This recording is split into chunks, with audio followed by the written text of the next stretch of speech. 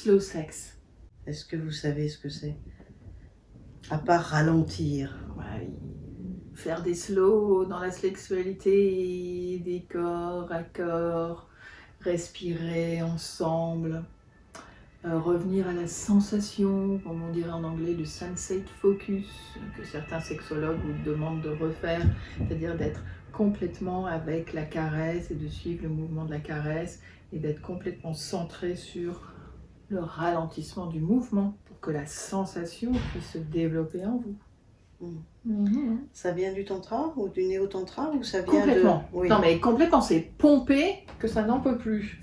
C'est pomper du, vas-y, je te pompe, du tantra, du néo-tantra, d'Osho, de Margot Anand, des enseignements de ces personnes-là.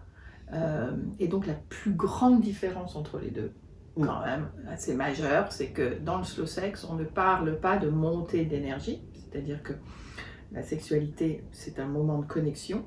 Dans le tantra, c'est un moment de connexion, pas simplement avec l'autre, mais connexion qui est reliée à plus grand que soi. Donc c'est connecté par la sexualité, amener de la spiritualité, si c'est pas un gros mot, en tout cas à un éveil, qu'il y a un grand tout qui est au-delà de toi, au-delà de moi, au-delà du couple, qui relie en état modifié de conscience à des états d'éveil, en tout cas, pas au moyen de la sexualité. On peut le voir dans les érotypes de Laura Pinson, dans le sensitif qui ralentit pour aller vers l'éthéré. C'est un peu... voilà, avec une conscience de plus en plus grande sur plus grand que soi. Oui, voilà, d'une globalité, comme des cercles concentriques qui deviennent de plus en plus grands. Et puis, dans slow sex, il y a beaucoup moins de massage, qui est quand même la porte d'entrée d'une sexualité tantrique, qui passe par le toucher du massage, qui n'a rien à voir pour la gratification sexuelle. Avec beaucoup plus de connexion avec la respiration. C'est ça. Et la diffusion d'excitation dans tout le corps. Donc faire monter l'excitation, la diffuser, de façon à ce que l'excitation se transforme en énergie et que la personne puisse s'énergiser en quelque sorte, se recharger dans ce qu'elle reçoit et se déposer aussi dans ce qu'elle reçoit. Le slow sex, ça correspond à aussi une pleine conscience, une rencontre qu'on peut même planifier comme une méditation à deux, comme quelque chose de beaucoup plus doux, du respect de soi, avec peut-être plus de communication aussi. Oui, et des moments qui sont planifiés, donc on a tendance à penser que la sexualité, eh bien, ça ne s'apprend pas, ça ne se planifie pas, ça doit être spontané.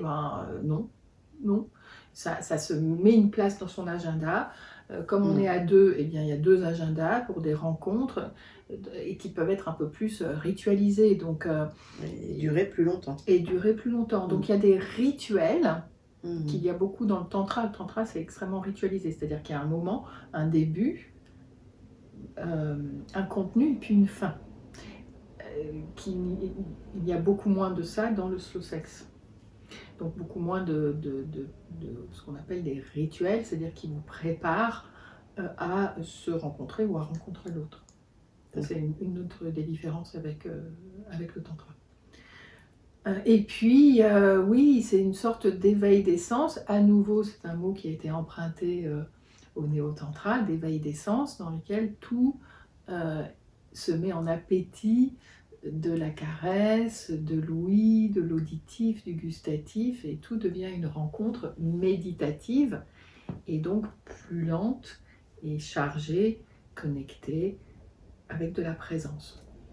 Autant le tantra peut être intéressant de le faire en atelier, parce qu'on a beaucoup de choses à apprendre, autant le slow sex, c'est déjà commencer à ralentir, percevoir plus. Par exemple, quand on se touche, on touche la main d'une façon normale, voilà, et on touche d'une façon très très subtile, et bien la perception, elle est nettement supérieure. Faites l'essai, vous allez voir que votre main, vous ne sentez plus que la caresse très très très très subtile, fine, oui. fine. On a tendance à croire que c'est comme la caresse sur le clitoris, que plus on appuie, plus il y a de la sensation. En fait, c'est exactement l'inverse. Plus Oui. vous appuyez, plus il y a de l'anesthésie. Alors que plus vous... D'abord, quand vous ralentissez le mouvement, quand vous faites un mouvement très doux, eh bien, vous le ralentissez naturellement. C'est difficile de faire un mouvement doux rapide. Donc l'intensité se ralentit et donc le mouvement se ralentit. Plus ça devient doux et plus le contact devient léger. La même chose, on peut, pour caresser un clitoris, si vous appuyez très fort, eh bien vous écrasez un peu toute la sensibilité des nerfs. Alors que si vous passez vos doigts comme si vous essayez de soulever les sourcils, d'abord vous allez respirer, parce que plus vous faites vite, plus il y a de l'apnée. Plus vous prenez votre temps, plus vous prenez le temps de respirer. Et la respiration, c'est la connexion, c'est le retour à la sensation et au moment présent. Donc tout est relié. Essayez. Bah oui, vous verrez. Vous ne risquez rien. Autrement, il y a de très bons bouquins. Diana Richardson qui a écrit, ou Barry Long, Faire l'amour de façon divine, Oui. ou Oser le sexe tantrique, ou bien les bouquins de Margot Anand ou d'Osho. Bon, allez, bonne lecture. On mettra tout ça sur... Ah oui, puis les bouquins de mon amie Nathalie Vira, sur Promenade au pays de la conscience, ou alors Sexualité, amour et tantra. Et puis de Gérard Longuet, L'homme tout aussi. Voilà, tout plein de livres à découvrir. C'est bien. À bientôt. À bientôt. Au revoir.